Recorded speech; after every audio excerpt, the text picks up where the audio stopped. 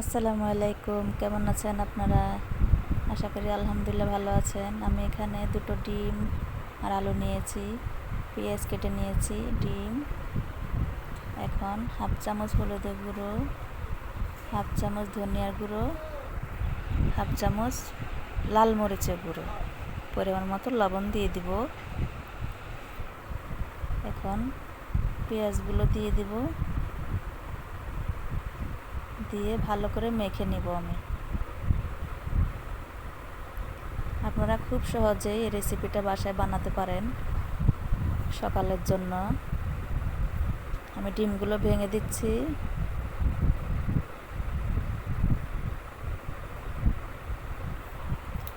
এখন ভালো করে মেখে নেব, তেলে ঢেলে নিলাম। এখন ভালো করে ছড়িয়ে দিব, ছড়িয়ে দিয়ে 10 মিনিটের জন্য ঢেকে দিব। আমি উল্টিয়ে দিলাম। পরিবেশন হয়ে গেল। আল্লাহ হাফেজ।